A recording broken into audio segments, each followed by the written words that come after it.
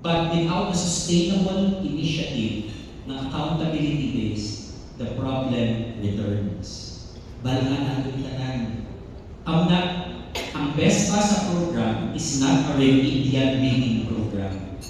Remedial reading programs are necessary and critical. We need to do them, but they are not enough. Kaya kung pareho nga, nagkakapilasan ikaw, pinabulong ng pilas. That's a remedial reading program. But Best Pasa attempts for an entire system upgrade. Ang buod silikon para hindi magsakit ang tao, you have to improve the ecosystem.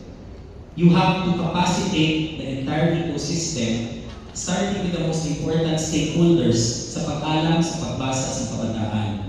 Para, bisan sino ang pungko, bisan sino ang nagalid, ang ato ng programa, at ang iyan na effects, ato ng mabatyagan. How do we do that? So, ang ato ng Best Pasa program is in its infancy. And nag-align siya with POC, and moving forward, mangin isa. Ang POC ng Best Pasa, isa na lang ang programa. Next slide, please. So these are the pillars of Best Pasa program. Ang first one is accountability. The second one is support. And number 3 is sustainability. Let's start with accountability.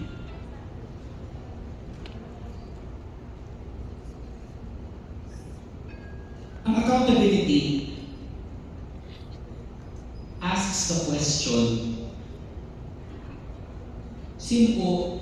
where does the buck stop?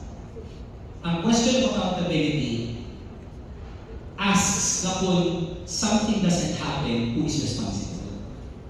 Now, we recognize ang komplexya ng accountability systems and frameworks sa DepEd, and we decided to create our own. Why? Nakita natin through the Sinania experience in the past 3 decades, kung ang mayor ang mag-intra sa problema sa edukasyon, nagabago ang tanan. Do you agree? When the mayor exercises his authority and pulls his entire authority and power into the cause of education, the entire community changes. Kung siya ang nagatulod, siya ang nagpatipon, people come. The convening powers, the local chief executive are unmatched. Ang iya nga powers na palukot sa mga education stakeholders to make sure that everything is happening and proceeding accordingly is unparalleled. We recognize that sa Best Pasa that the single most important stakeholder in local education is the local chief executive. The entire Best Pasa approach is hinged on that proposition. Nga kung ang mayor magbulag, ang tanan ikabago. And so, una gitiri, number 1, local chief executive is accountable. If your children cannot read, you are accountable. If your children do not learn, that is your responsibility.